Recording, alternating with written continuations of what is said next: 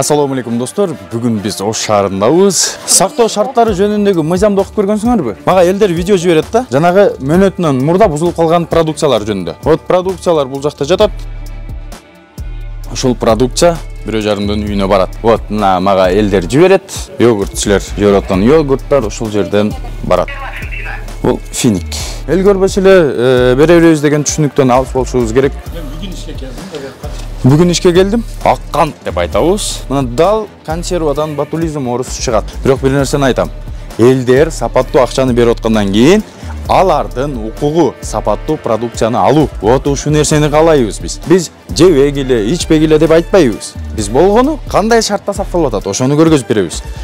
Жейби, жебейби, ал адамдардын укугу. Бул жаш балдарга беребиз. Мындай кылсаң, мына. Ошо тамак аш менен эсто бир болуп кетип калыптыр да. Эмне бул жакта көгөрүп кеткен нерселер турат. Ал суроого дагы жооп алабыз. Эмне максатта буларды сакташып атат? Ошто жашап аткан тургундар, Ошто жашап аткан жарандар ашказаныңарга дальше комментарийде жазып койгула.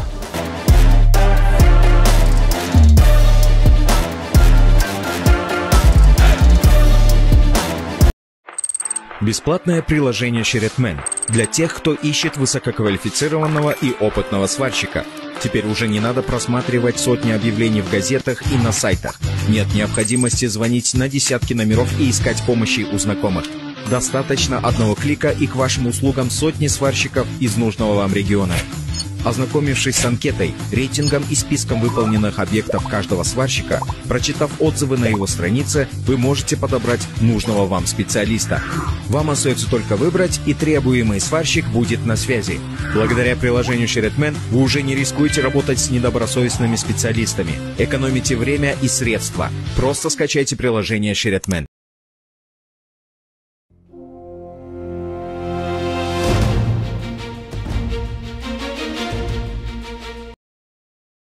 Assalamu alaikum достор. Бүгін біз Ош шаарындабыз. Бизге аябай көп элдер видео жиберет. Аны жиберген адамдар азыр мени укса, көрсө түшүнөт.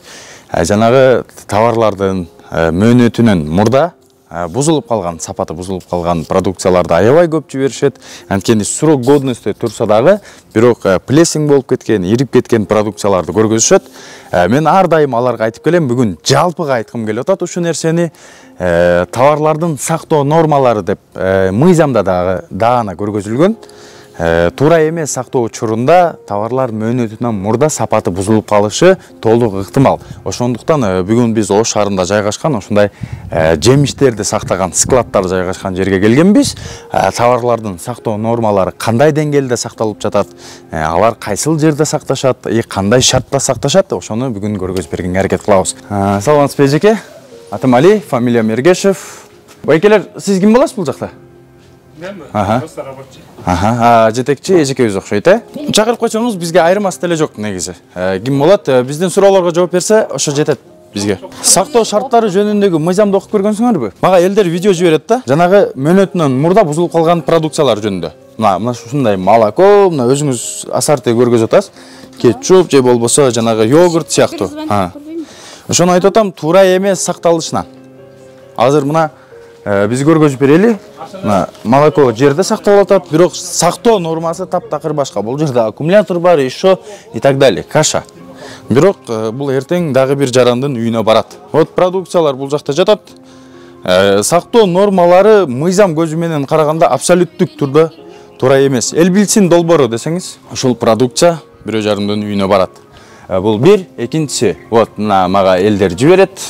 Йогурт силер жеп аткан йогурттар ушул жерден барат. Вот. Ичинде йогурт бар. Ассаламу алейкум, Мырза байке. Атым Али, фамилия Мергешев, журналист болуп. Биз тамак аштарды жөнүндө чыгарылыш тартабыз ар дайым. Балким сиз интернет аркылуу бизди көргөнсүз. Тамак аштын сакталыш нормаларын бүгүн элдерге көргөзүп берип аткан жерибиз. Эгерде сиз мүмкүн болсо өзүңүз келиңиз, көзүңүз менен көрүңүз беке.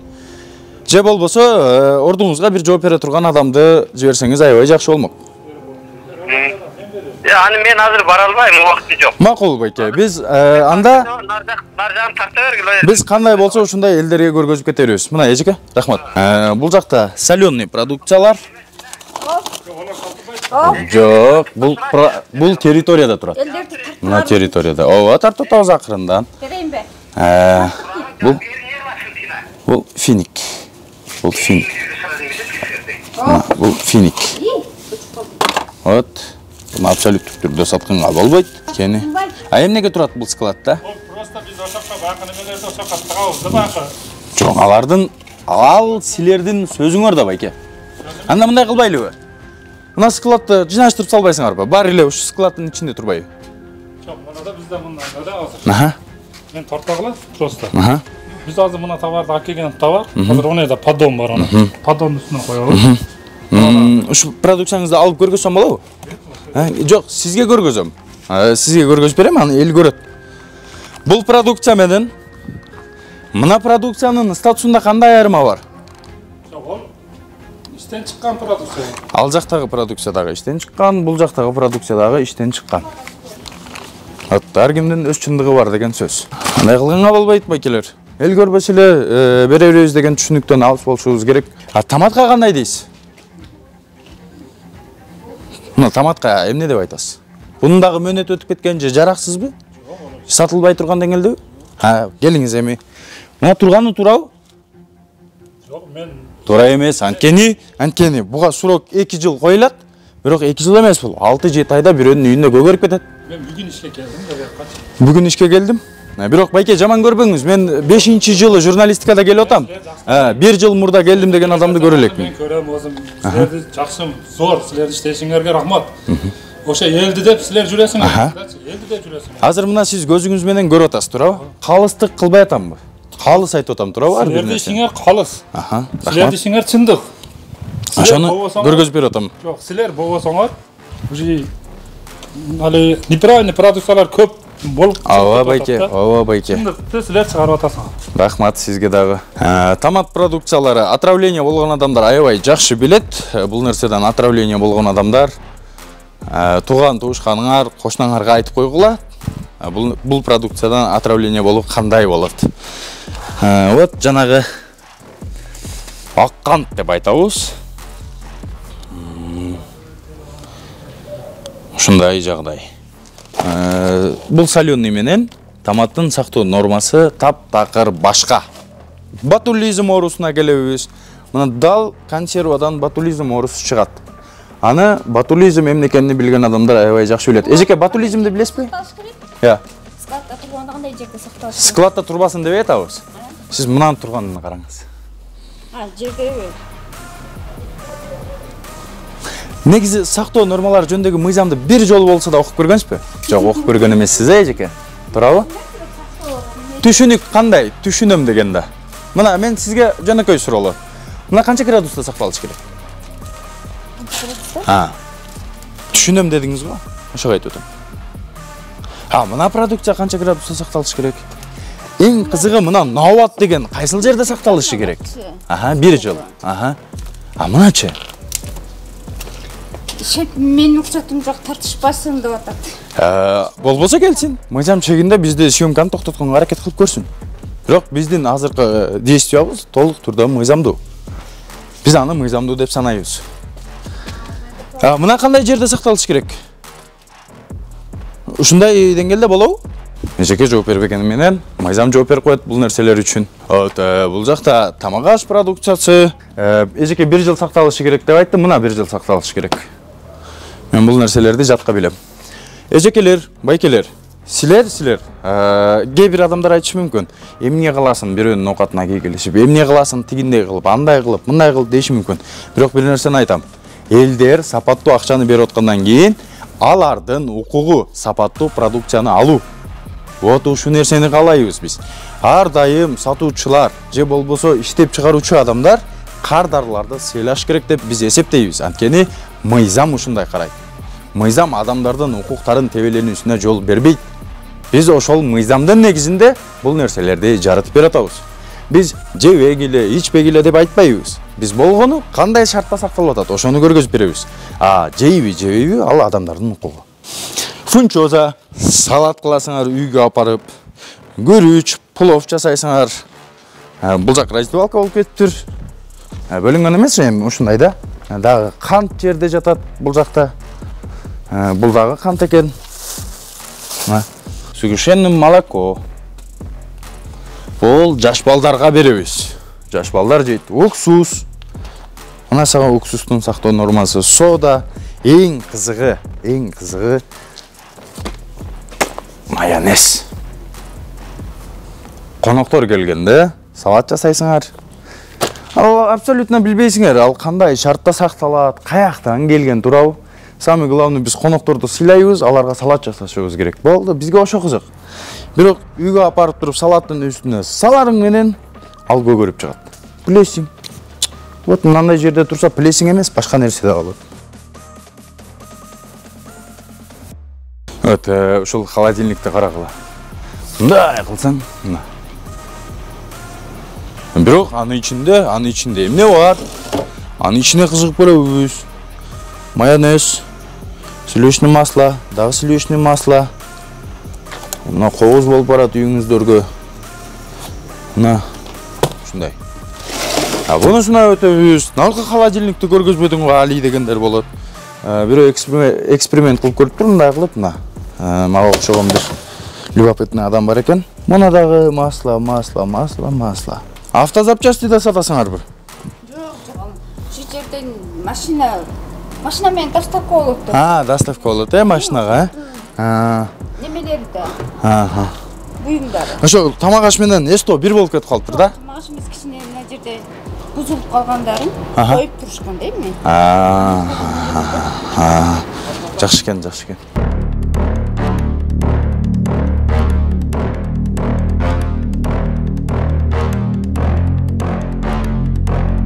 Эл толтура экен, бул жакта. Вот, мына көтөрүп коюп тургу. Ассаламу алейкум, кандайсыңар? Саламатсыздарбы? Так. Вот машина көтөрүп коюптур бул жагына. Продукциялары жакшы сактап атат. Бирок дальше көрөбүз. Мындай бир аз көтөрүп койсо аябай жакшы экен, вот. Биз бул эл көрө турган жер да. Биз эл көрбөй турган жагына өтөбүз. Жетекчиси келет. Ал түшүндүрүп берет бизге эмне үчүн мындай болгон. Эмне үчүн биз халваларды мынтип коебуз деген суроолорго жооп берсе керек келип. Биз эмне үчүн мындай основной бизди жаш балдарыбыз иче турган сокторду жерде сактайбыз, башаламаны сактайбыз. Эмнеге андай кылабыз айтып берейин десе керек. Бул склад. Жанагы бар нерсе бар экен го дебегиле. Анткени бул жак склад. Мына конфеттер, жанагы тойго барат келет го. Тойго барат келет. Ошонун үстүндө мынанча чаң бар да. Мына. Магазинде кооз турса эле эсеп эмес. Бул магазинге чейинки жагдай бар. Бул үстү ачык. Ушунча чаң, мен оюмда бунун ичинде да бар да. Бизге жетекчини айтып коесузбу байке? Аябай жакшы болмок жетекчини айтып койсоңуз. Анткени мындай шоколаддар эмнеге мындай турат, биз ошонун суроосун беребиз. Эмне бул жакта көгөрүп кеткен нерселер турат? Ал суроого дагы жооп алабыз. Эмне максатта буларды сакташып атат? Баарына жооп алганга аракет кылабыз. Анткени биз журналистпиз. Молочный продукция, курут. Мен азыр мына курутты көргөзүп атканда, буну чыгарып аткан адамдарга эмес, наразычылык ушул жерде сактап аткан адамдарга болуп атат. Курутты чыгарып аткан компания бизге чыгып, силер бизди аброюбузга шек келтирдиңер деп айтпагыла. Мына курут деген продукцияны мындай деңгээлде сактаганга болбойт. Ошто жашап аткан тургундар, ошто жашап аткан жарандар ашказаныңарга дальше комментарийде жазып койгула. Хозяин, ассаламу алейкум. Атым Али, фамилиям Ергешев, журналист болом, эл билсин долбоорунан. Сизге бир-эки суроолор узатабыз, макул десеңиз. Мына элдер бизге видеолор жиберет да. Продукциялар бузулуп калган жөнүндө. Йогурт же болбосо башка суусундуктар, соктор сыяктуу да. Анан биз айтып атабыз аларга, ар дайым айтып келип атабыз ар бирине. Бул товарлар туура эмес сакталганынан. Анткени срок годность бар, абсолюттүк турда бар. Товарды туура эмес сактап койсоң, 1 жыл мөөнөтү бар товар 6 айда өлүп калат. Туурабы? Аны себеби туура эмес сактоо. Biz magazindерге киргенбиз, супермаркеттерге киргенбиз. Бүгүн биз складтарды көргөзүп атабыз. Мынандай сактаганыңыз мощный. Мен ага претензия кылбайм. Анткени бул жерде эл көрөт, кардар көрөт. Аны үчүн атам. Бирок биз ар дайым биздин камера эл көрбөгөн жакка өтөт. Мынандай нерселерди көргөзөбүз да. Бул бузулуп калышы мүмкүнбү бул продукция? Ачылбаса неме болот? Контейнерде турат го. А мына жерде турган себебинен бузулуп калышы мүмкүнбү? Бузулуп калышы мүмкүн, э? Байке. Ушул азыркы халва сыяктуу печенье продукциялары дагы да бузулуп калат. Сиз аны менден жакшы билесиз, анткени бул сферада иштеп келаткан адамсыз. Мына. Жок, брак. Аны ким көрсө, эмне товарды кармасам брак деп сизден мурдагыларды айтты да. Жок, аны мына жакта турат таза. Сизге жөнөкөй суроо. Мындай кылам.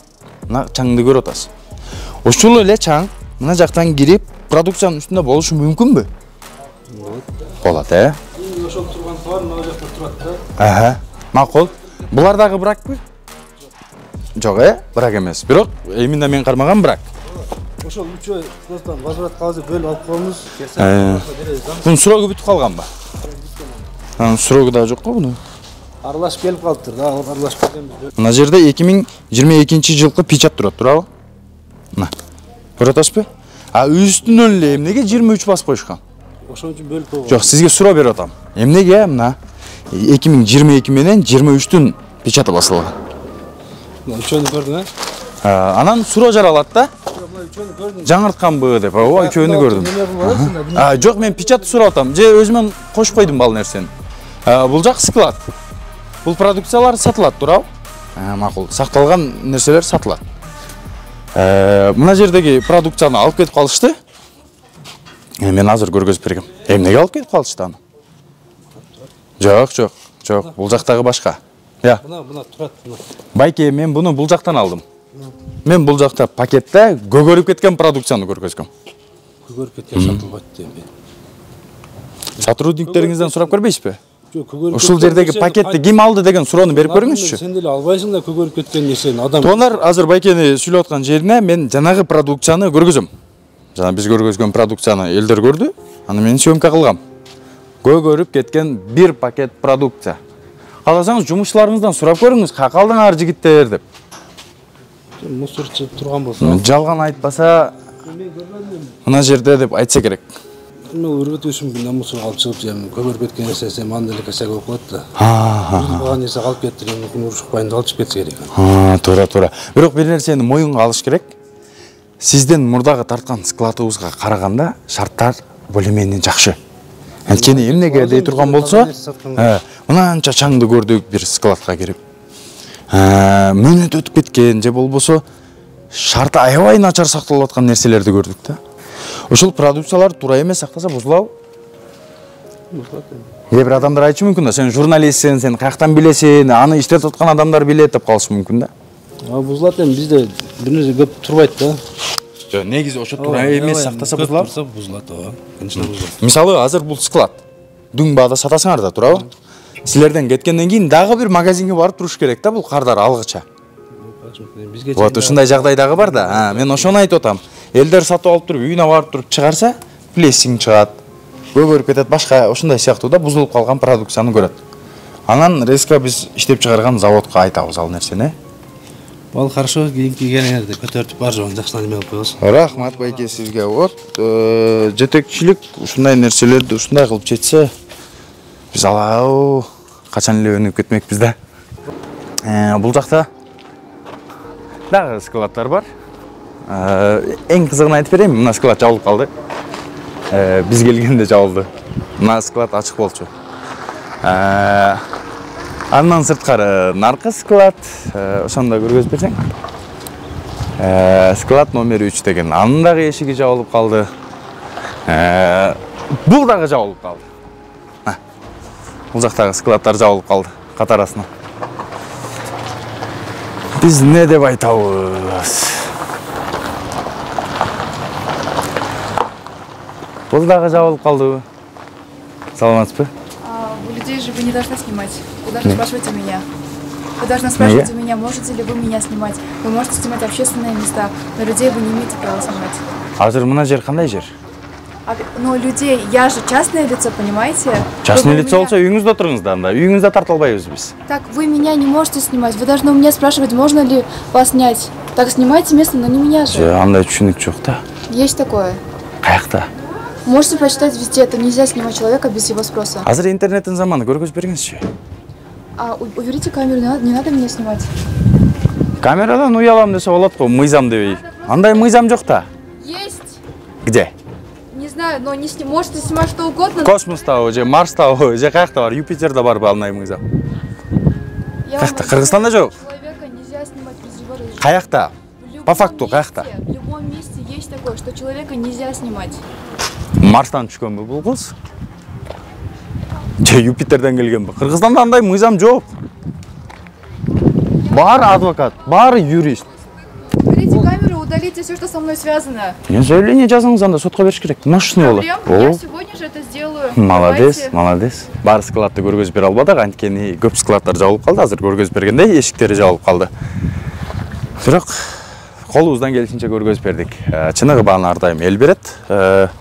Эл билсин долбооруну колдоп туруңуздар, буйруса биз астыда дагы кызыктуу пайдалуу чыгарылыштарды чыгарып беребиз силерге буйруса.